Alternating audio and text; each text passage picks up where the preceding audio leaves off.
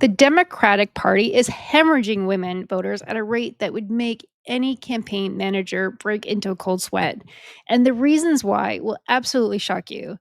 Stay with me, guys, because by the end of this video, you're going to understand why millions of American women are making a choice that defies every political prediction, why their concerns go far deeper than any party loyalty, and whether the Democratic Party can win them back before it's too late. Hey everyone, it's Delania, and today we're doing a deep dive into one of the most surprising and underreported political stories of our time. For decades, women have been reliable Democratic voting bloc, but something fundamental is shifting, and the mainstream media isn't talking about it. We're going to explore real data. I'll share my own personal experiences and under the specific issues that are driving this exodus. This isn't about taking sides. This is about understanding a seismic shift that could reshape American politics forever. Stick with me because this is going to challenge everything you think you knew about women politics. I already did a deep dive into the Democratic Party as a whole, how they're losing ground. And yesterday I did a video about how the men are losing ground as well. And I just find that women have their own issues that they are leaving for. So I just thought I would focus on that. For this video, why are the women leaving? Because those are the ones that are usually more predominantly in the Democratic Party that would most be unlikely to leave, and myself included. So I really wanted to start with the numbers, where does it show here that they're losing ground? We're losing. It's pretty much they're losing ground. I thought this was very interesting statistics here. So, in a recent polling data from 2023 and 2024, the Democratic Party's advantage with women voters has shrunk dramatically. In 2020, Democrats held a 19-point advantage with women voters. By 2024, that advantage had dropped to just 8 points in some key swing states. Among suburban women, they were been considered very much a Democratic stronghold, but the gap has narrowed to single digits. And most surprisingly of all, among women aged 30 to 45, Republican identification has increased by 12% since 2022. So this shift, it seems like it's been very silent and kind of going on underneath the surface because no one's really talking about it. But what I find that's really interesting is that these aren't just numbers on a spreadsheet. These represent real women making real decisions about their political identity.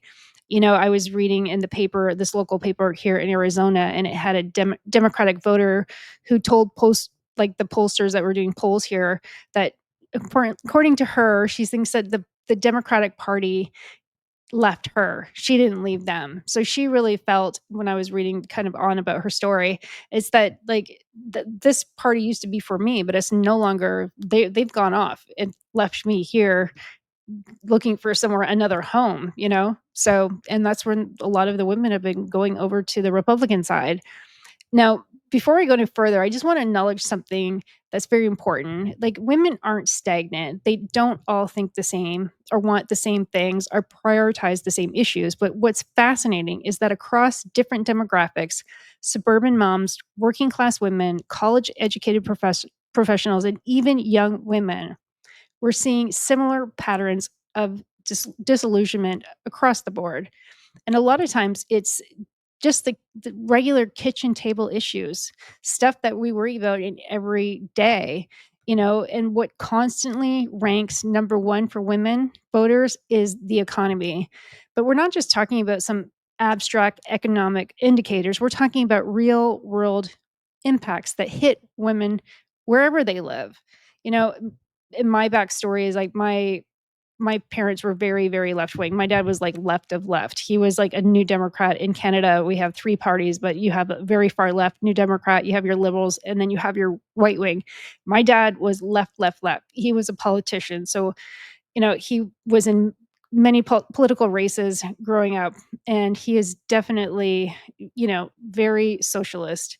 And my mom, she is a liberal, and she's a pot smoking hippie that teaches yoga. And then my brother is named after Che Guevara.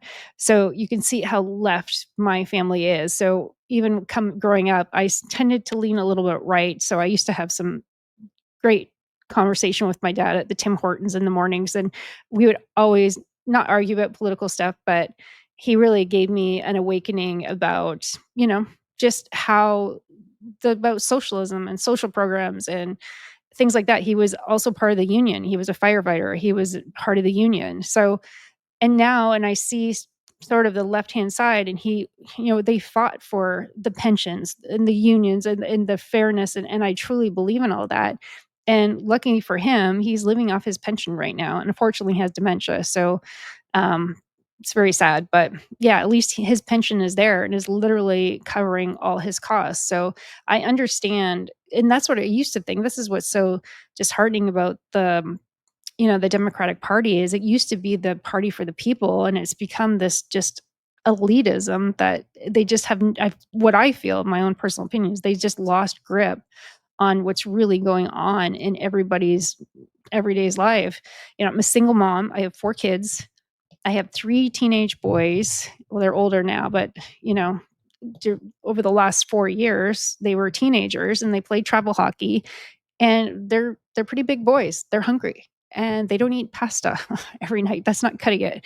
So, over the past 4 years, my grocery bill has almost doubled. Feeding teenage boys is like feeding a bottomless pit. It's crazy. And I looked at some of the statistics here, about the grocery prices. They have grown, like, exponentially over the last 4 years. It's like it's crazy. Technically, it's been well, it's edging up towards 30%. Me personally, I feel like it's doubled since 2021, and that's really hard for families that are living paycheck to paycheck. That's not just inflation. To me, that's a crisis. And then you go to the gas prices on top of the increase in grocery prices.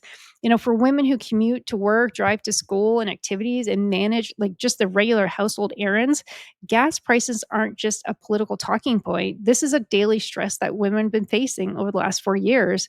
And when gas prices spike, it's often the women who have to figure out how to adjust the family budget. That maybe you are eating pasta this week because now the gas prices are almost up to $4. You know, um, I have 3 boys that play hockey, and they had to get to the rink and back. The rink is half an hour away. I gotta get them to school and back.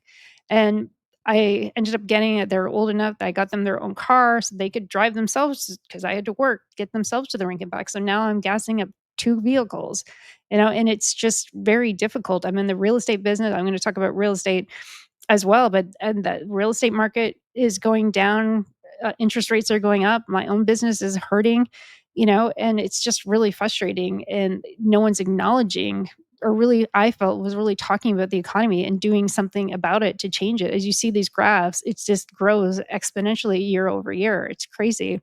And I was in Canada visiting my mom in Moncton, New Brunswick, which is way on the east coast of Canada, and I was kinda in her living room, and I was just putting my it was the morning, I was putting on my makeup, and she literally has CNN on 24/7 as her kinda, like, white noise in the back, and as I'm putting on my makeup, and this was, like, 21, it was during COVID, and all they were talking about was January 6th, January 6th, January 6th, and I'm here listening, like, I I don't give a shit about January 6th. I don't care about January 6th. I care about the my gas prices. I care about my grocery bill that are just going through the roof, and how I'm gonna keep all this shit together. I'm a single mom, like, and I turned around to my mom, and I was, like, so frustrated. I was like, "Mom, turn this shit off. I don't like, what the hell are they talking about? Like, who cares?" Like, just my personal I don't at this point in 2021, 22, I don't give a shit about January 6th anymore. I care about putting food on the table for my children. I care about getting my kids to school, to rink and back. I care about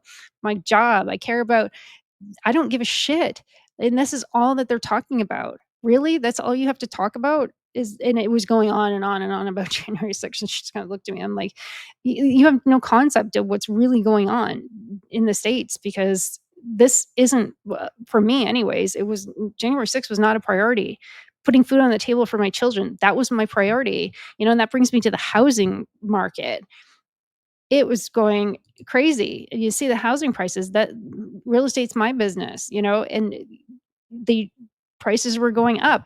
Like, we were literally, women were trying to buy their homes, and they were just getting priced out of the market. This happened to me with a couple of clients that the prices just exploded. They wanted to be in a certain area, they couldn't afford it anymore. Then we find a house, and then the interest rates will creep up again. All of a sudden, the payments, it's too much, and it was crazy. It was just very frustrating, especially over the last 4 or 5 years. And it's just like women are the same as men. We care about the American dream, owning a home. And it feels like the Democratic Party was just focusing on other issues and it just literally left the economy behind. It was very, very frustrating. And that brings me to another issue is like this the trust gap. You're sitting here like Kamala Harris. I don't know what you're talking about. Economy's great. It's great. Like, we're all getting gaslit to say like, "Oh, no, the economy is awesome. I don't know what you're all talking about." I'm like, "I don't know what grocery store you're shopping at, and they're probably not even shopping at a grocery store. They probably have someone else doing it for them, and that's what I mean. They're just completely lost concept of what's going on in everyday life." And again, this is just my personal experience, for sure.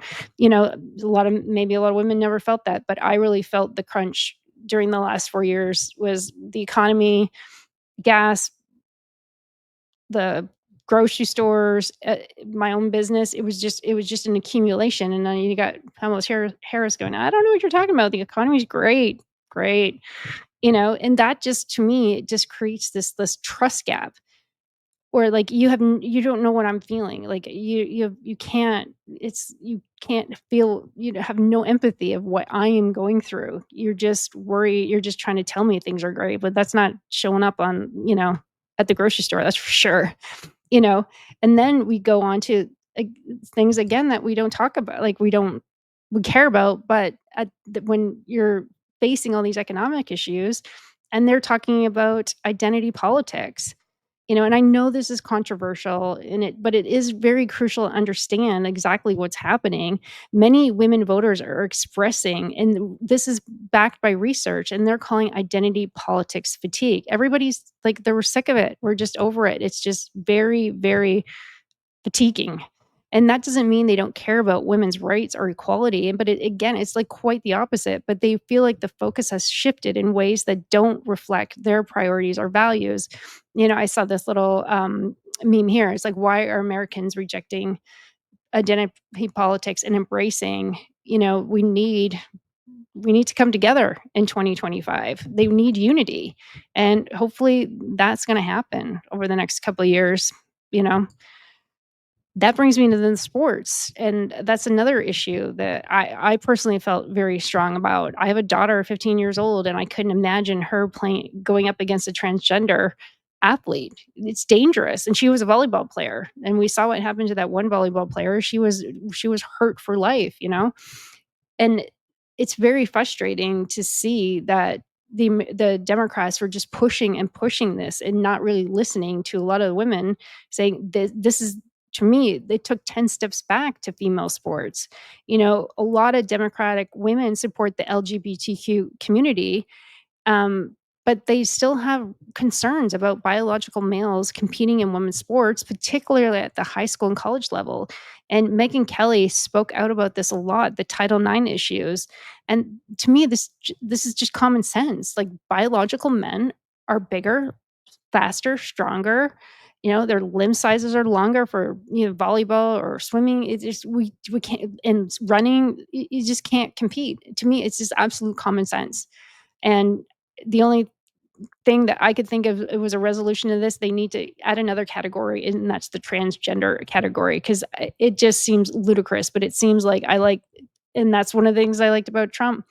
Put the hammer down on this, having men in women's sports. And a lot of times and that's what I also didn't like about the Democratic Party. It was this backlash of like, well, you're transphobic. Well, no, I just don't think that men should be competing in women's sports, nor do I think a biological man should be in the change room with my daughter when she's 15 years old changing. You know, I'm sorry. I don't like it. I don't want it.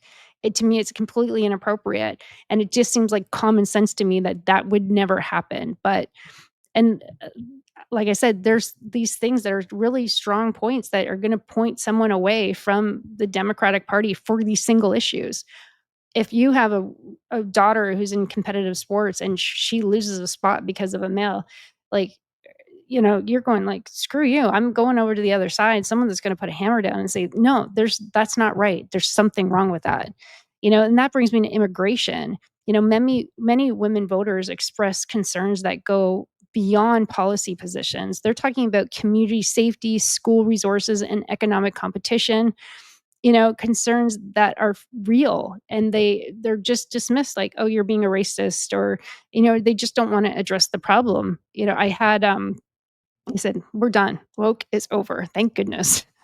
My girlfriend from Canada, posted this right after the election, and we're friends, or she's my friend from university and super, super smart girl, and she posted this picture of, like, how did white women vote for Trump, and with the Statue of Liberty, like, "Oh, shaming." I'm like, "What are you talking about?"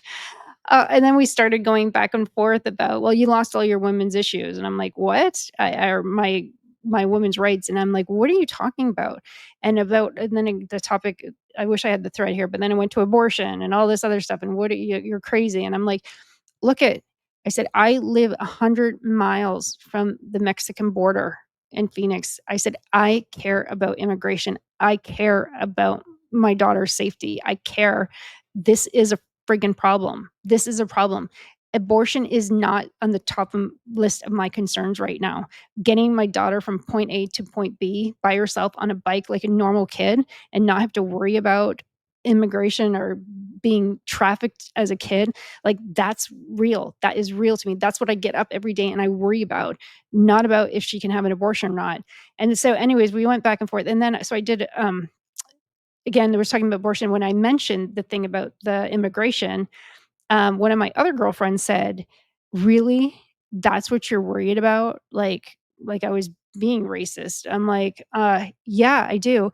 And I tell you, I don't know what's going on with the algorithm, but literally, if you see her, there's the one post that she sent me. The next post after we went back and forth, and she's kinda calling me like a racist, and I'm like, "No, I care about my kids' safety."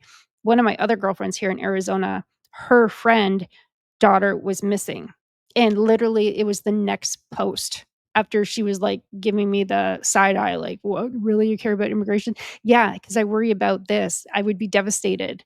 And I said to everybody that was arguing about abortions back and forth down this thread, I said, "You know what? You can all tell me if you look at this mother's face," and I had a picture of the kid too. I said, "Look at that mom and that daughter and look at their faces and tell me that she's missing her daughter and saying the most concerning thing is about abortion? Really? Come on." I'm sorry, but any woman that was posting in that post would feel the exact same way I did if this was their reality. And it was just crazy, and then she ended up taking down the post, which was crazy. So all the back and forth about, the abortion issues and how I've lost my woman's rights. So I just did some research and to see what the difference was. Am I losing all my women's rights here in Arizona? But apparently, in Arizona, you can have an abortion up to 24 weeks, and they're in Ontario. In Ontario, you can have an abortion up to 24 weeks and 6 days. So, the group of girls that was kinda going against me losing all my women's rights, and it's the exact same that it is in Ontario, which I thought was very interesting. But, again, we just can't have conversations anymore. When I'm trying to express to them, like, "Hey, this is a problem, trust me, I'm not that crazy when I say, 'Hey, this is a problem.' I'm not just throwing shit against the wall. I'm telling you it's a problem." And it's sad, and I think this is one of the fundamental problems with the Democratic Party is that they can't have a conversations anymore. No one can have a conversation. No one can say, "Stop," and say, "Hey, I think I understand why you're concerned about that. Even though it's not in my wheelhouse right now, but I can see how you could feel that way." There's lost the art of conversation. My dad, because we used to go back and forth about politics all the time. He actually put this book on my I came home from school one day. I think I was like probably 11 or 12 years old. And he said, you better read this book. Read this book before we have another conversation. So it's teaching you that you don't have to have, you can have a conversation and have different points of view. It doesn't have to be an argument. We can agree to disagree, and I can learn something from you and you can learn something from me. And that's why I enjoy all the messages from a lot of my videos, because I'm interested. I'm interested in other people's point of view. I really am. We've lost the art of conversation.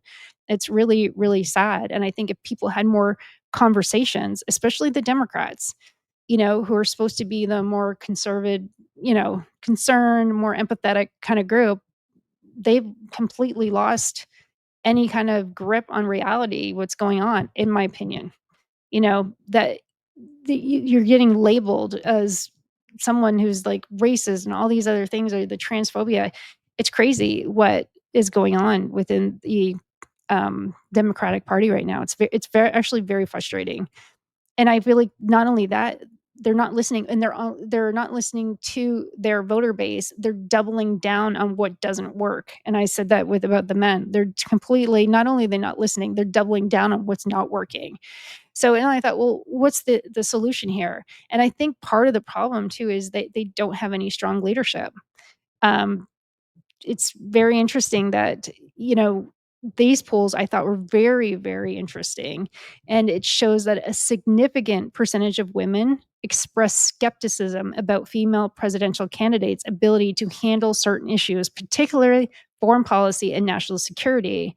And this isn't internalized sexism, it's a more complex than that.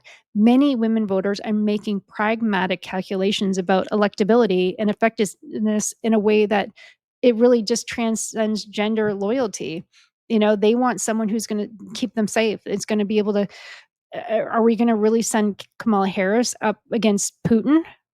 Like that, it's crazy. And I really did my personal opinion, I don't think that she was a strong leader at all. And the second thing is that the Democratic Party didn't even vote her in. She was designated as the party leader and as the presidential candidate. They didn't even vote her in. And I think that's a lot of the frustration with the Democratic um, party as well, you know? And then I saw like I could go on and on about the different quotes, but this is a perfect example, her mentality and like the way she talks down to us, So Ukraine is a country in Europe. It exists next to another country called Russia. Russia is a bigger country. Russia is a powerful country. Russia decided to invade a smaller country called Ukraine. So basically, that's wrong. And so it goes against everything that we stand for.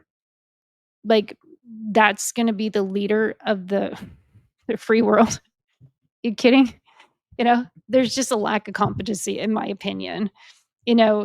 Despite historic first and barrier breaking candidates, many women voters they expressed concerns about leadership competency. And that went beyond party affiliation. They wanted to see results, not just representation. Again, I think Kamala Harris was not the person for the job. I think Hillary Clinton is a hell of a lot smarter and can go more head to head with a lot of foreign policy issues and world leaders. Kamala Harris was not. I don't think anybody wants her to represent them on the world stage. I didn't. My opinion, I did not. So, is there a double standard? And it's very interesting that women voters seem to hold female candidates to different standards, sometimes even higher ones. They expect female politicians to be more authentic, more competent, and more relatable than their male counterparts. When female candidates don't meet these expectations, the disappointment can be very, very acute. It really can, you know.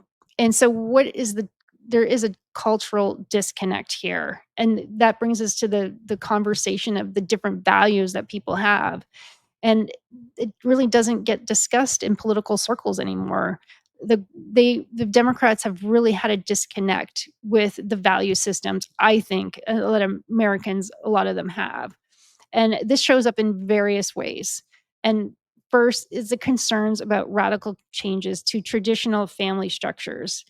We all like to see the family unit. I think that we're not past that. I know that family units can be different and structured differently, but I think to go away from the whole traditional family structure, a lot of people, I don't think they want that. And there's a discomfort with some perceive as an anti-religious sentiment. There's a lot of people that the religion is very, very important to them. It's not something that their political party want for it to go away, and they really feel like traditional feminine values are really being devalued. And then there's concerns about children's education and parental rights. And that brings me over to COVID. COVID was a disaster. The whole COVID pandemic exposed a lot of these tensions.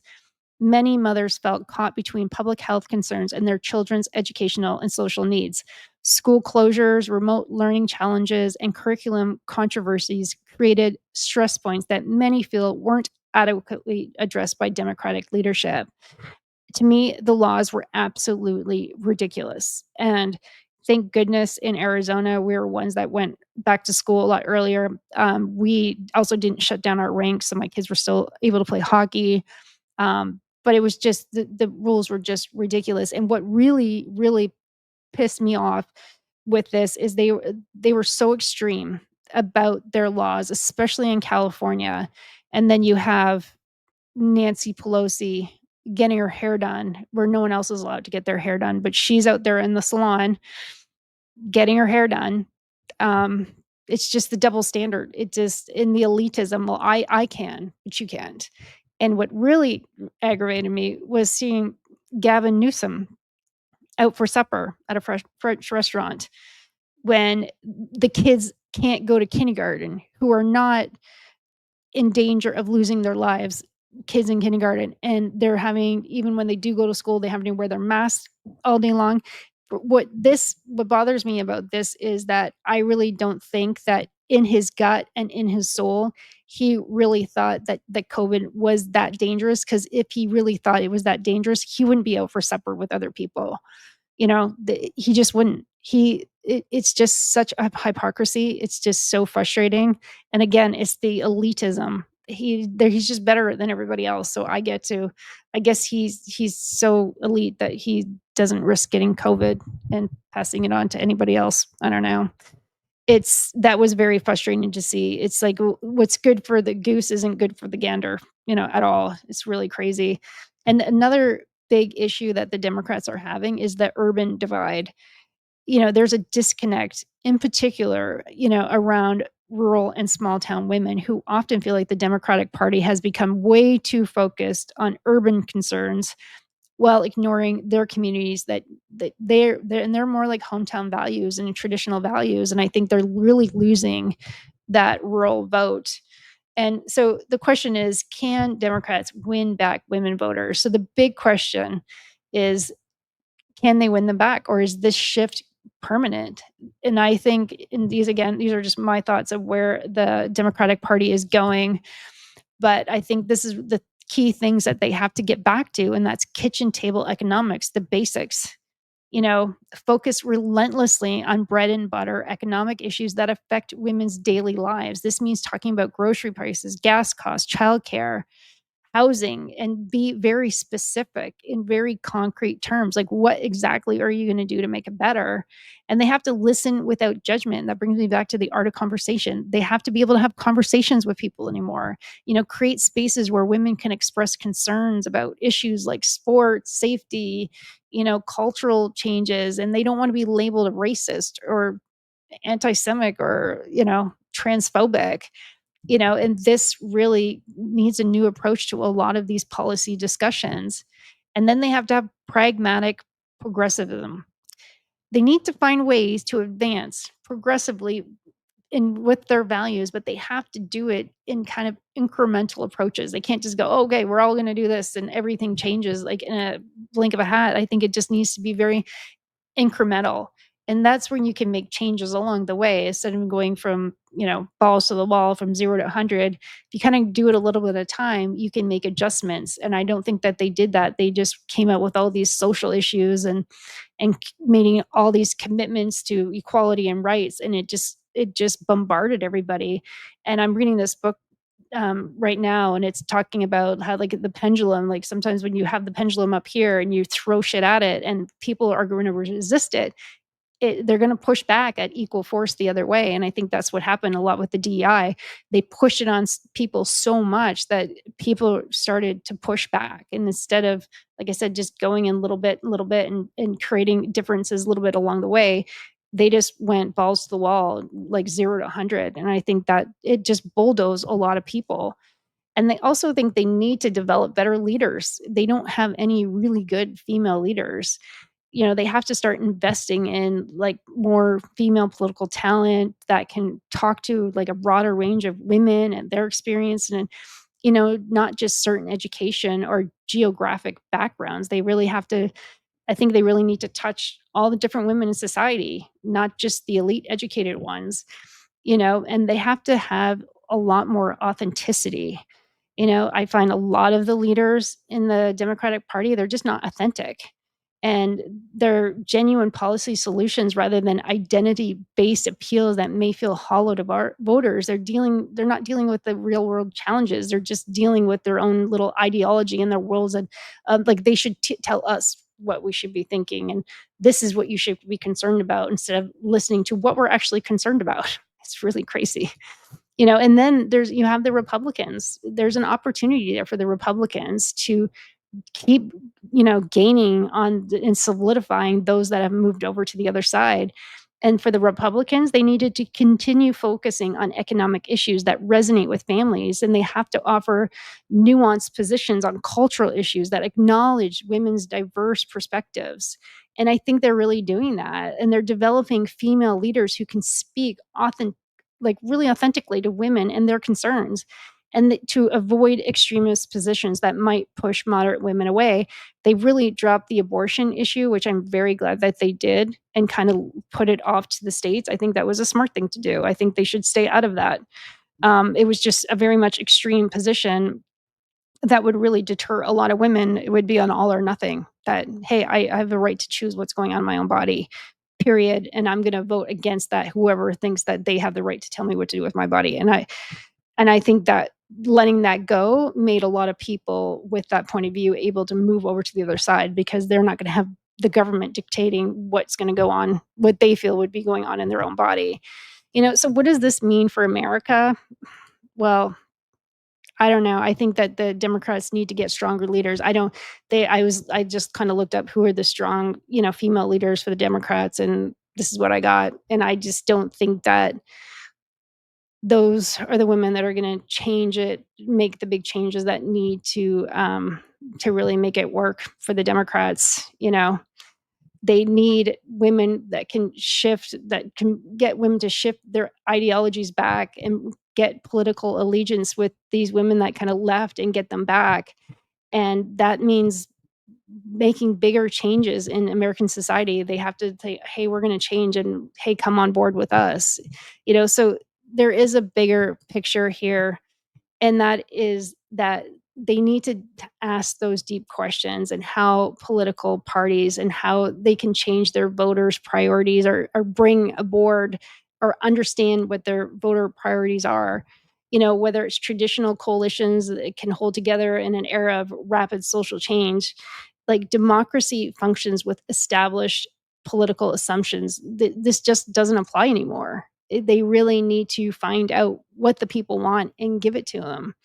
The women are leaving the Democrats party, and they aren't doing it lightly. Many described it as a difficult decision born out of a feeling like they have concerns and values that are no longer reflected in the party that they once called home. Whether this is a temporary shift or a permanent realignment, it really depends on both parties' response to these concerns. The Democratic Party has shown it can evolve and adapt throughout history.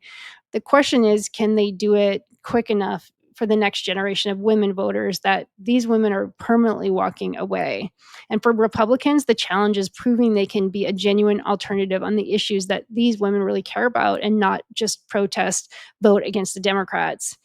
So, and I really think that someone else mentioned it. One of my videos, they posted, like, we're sick of the hate. There's just the hate speech. It's the Trump derangement syndrome. They're all concerned about getting us to hate Trump and not vote for Trump, as opposed to telling me what you can do, so I should go with you, so my life will be better. So what do you guys think? Like, do you see this shift coming within the women? I don't know. Are they going to come back to the Democratic Party?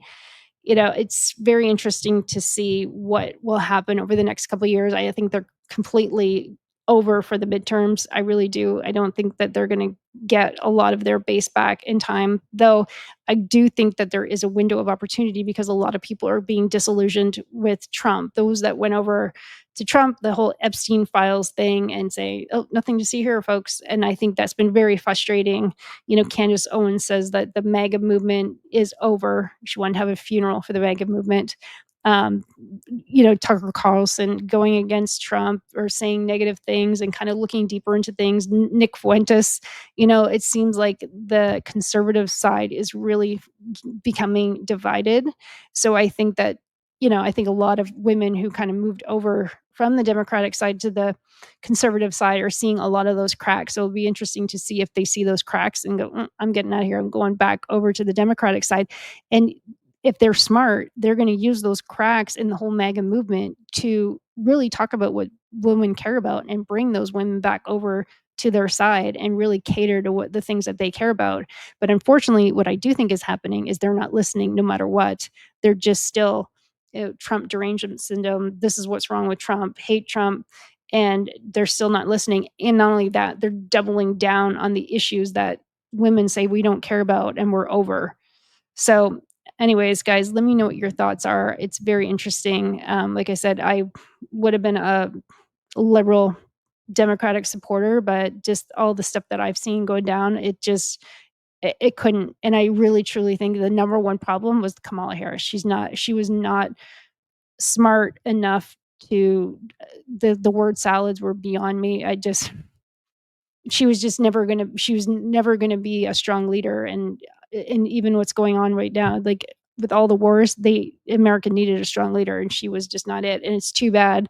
Next time the Democrats need to have a primary and actually vote in someone that they really think is going to be a good leader for them. So anyways, please like, subscribe, share, and I'll talk to you guys soon. Thanks. Bye.